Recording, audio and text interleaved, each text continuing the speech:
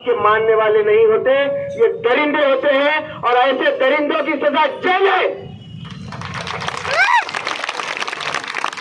ऐसे दरिंदों की सजा जेल है। प्रशासन को चाहिए कि इस घटना को अंजाम देने वाले ये 20-25 लोग नहीं थे। हम इस बात को बार बार कह रहे हैं कि इस घटना को अंजाम देने वाले ये 20-25 लोग नहीं थे, बल्कि इनको बढ़ावा देने वाला कोई ना कोई मास्टर माइंड इस महाराष्ट्र के अंदर है जो इस किस्म की कार्रवाई करवा रहा। उस मास्टर माइंड को ढूंढना ये प्रशासन की जिम्मेदारी है।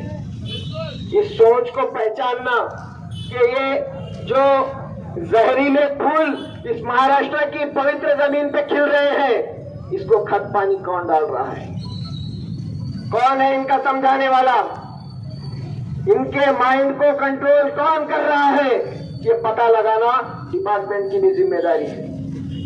आज के इस प्लेटफॉर्म से हम ये भी कह रहे हैं कि अमन कायम करने की जिम्मेदारी सिर्फ मुसलमानों की नहीं है।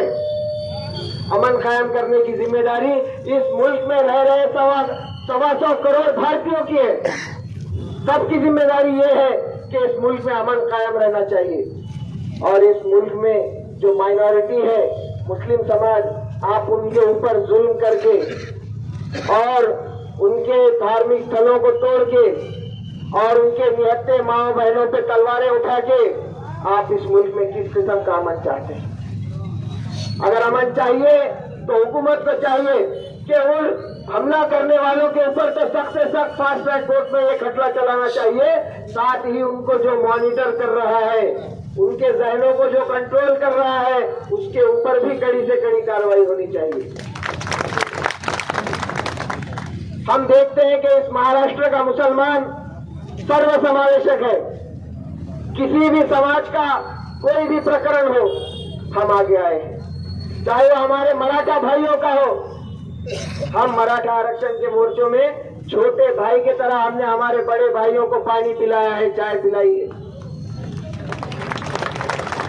चाहे वो हमारे किसी ओबीसी समाज का कोई प्रकरण हो, सबसे पहले अगर कदम बढ़ाया है मदद की जानिब तो वो मुसलमानों ने बढ़ाया है।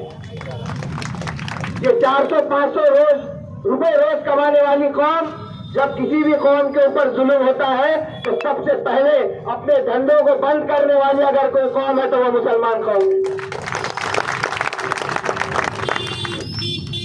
एक दिन की रोजी छोड़ने के लिए जो जिगरा चाहिए वो सभी के पास, इसके लिए जो कलेजा चाहिए, ये कुर्बानी देने की जो हिम्मत चाहिए, ये सिर्फ और सिर्फ एक मुसलमान बता सकता है। और विशालगढ़ के अंदर जो घटना हुई उसका ताल्लुक हमसे जो है वो ईमान का है। चाहे हमारे शहर से वो शहर कितने भी किलोमीटर दूर हो, हमारी उनसे मोहब्बत का रिश्ता है, हमारा उनसे ईमान का रिश्ता है। अगर हमारी जानें चली जाए तो हमको इतनी तकलीफ नहीं होगी, लेकिन कुरान के एक हर्फ को अगर धक्का लगता है तो हम बर्दाश्त नहीं करते। लेकिन आज की इस जंग में हम अकेले नहीं हैं।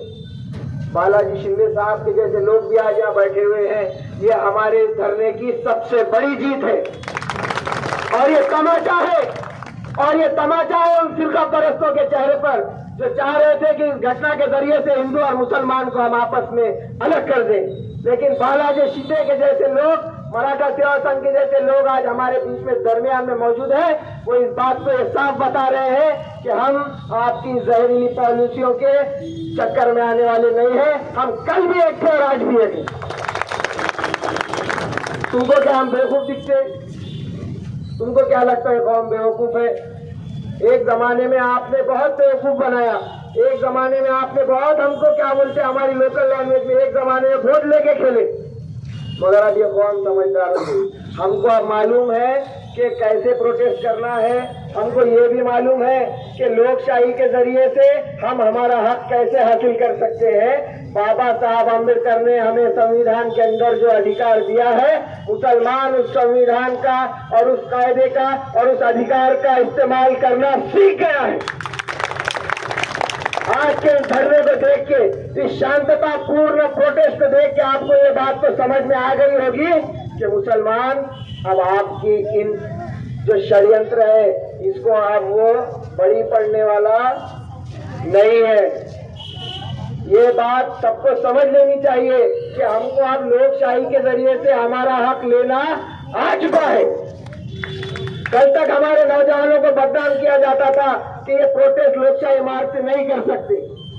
नौजवानों के बारे में कहा जाता था कि मुस्लिम नौजवान कुछ ज्यादा ही जज्बाती हो जाते हैं प्रोटेस्ट के अंदर और ज्यादा ही जो है माहौल खराब करते हैं, ये करते हैं, वो करते हैं। अरे हाँ, आज देखो धरने में, देखो ये मुसलमान नौजवान सब अपने कारोबार को बंद करके यहाँ पे खड़े हुए हैं। आपको नजर आ रहा होगा कि शांतता पूर्ण तरीके से जिंतूर के इतिहास में कभी नहीं हुआ वो धरना इंशाअल्लाह आज होगा। आप सब साथ है ना?